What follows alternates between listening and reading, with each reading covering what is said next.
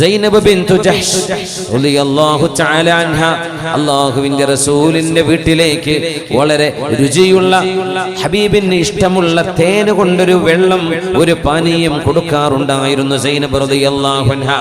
മറ്റൊന്നിനുമല്ല, അസ്ർ നിസ്കാരം കഴിഞ്ഞാൽ ഹബീബിന്റെ കൊച്ചു കൊച്ചു റൂമുകളിലേക്ക്, മഹദിമാരായ ഉമ്മഹാത്തുൽ മുഅ്മിനീൻ താമസിക്കുന്ന കൊച്ചു റൂമുകളാണുള്ളത്, ആ റൂമുകളിലേക്ക് നബി ഞങ്ങൾ അസ്ർ മഗ്രിബിന്റെ ഇടയിൽ കയറി ഇറങ്ങാറുണ്ട്. ഹബീബിന് സമയമില്ലാത്തിടത്ത് നബി ഞങ്ങൾ ഏതൊരു മഹദിയുടെ വീട്ടിലാണോ ഉള്ളത് അങ്ങോട്ട് മറ്റു ഭാര്യമാർ വരാറുമുണ്ടായിരുന്നു.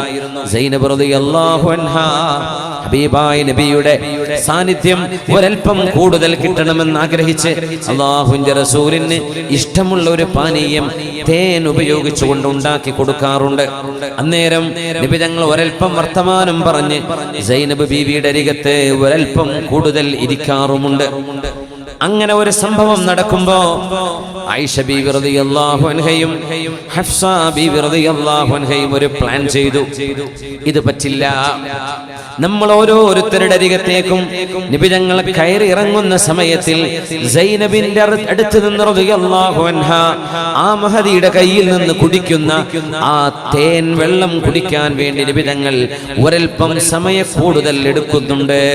അത് നിർത്തലാക്കാൻ നമുക്കൊരു അടവ് പ്രയോഗിക്കാം, നമുക്കൊരു തന്ത്രം മെനയാം. മെനയുന്നത് ആരെന്നറിയുമോ? ഹബീബായ നബിയുടെ ഇഷ്ടപ്പെട്ട രണ്ട് കൂട്ടുകാരുടെ മക്കൾ.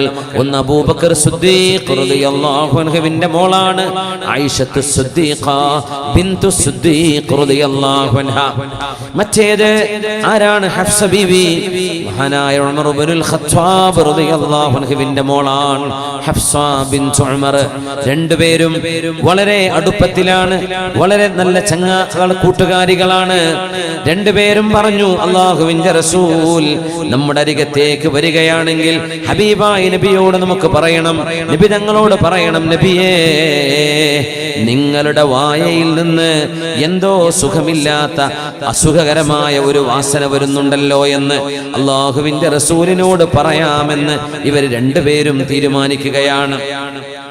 റസൂലുള്ളാഹി സ്വല്ലല്ലാഹു അലൈഹി വസല്ലമ തങ്ങൾ സൈനബ് ബീവി റളിയല്ലാഹു അൻഹയുടെ അരികത്ത് നിന്ന് വരുന്ന സമയം, നബിയേ നജിദു മിൻക റായിഹത്തൽ മഗാഫീർ, മഗാഫീറിന്റെ ഒരു വാസന അങ്ങയുടെ വായയിലുണ്ടല്ലോ. മഗാഫീർ എന്നത് മരുഭൂമിയിലെ മുൾച്ചെടിയിൽ നിന്നെടുക്കുന്ന ഒരു വസ്തുവാണ്. അത് പാനീയത്തിൽ ചേർക്കാറുണ്ട്.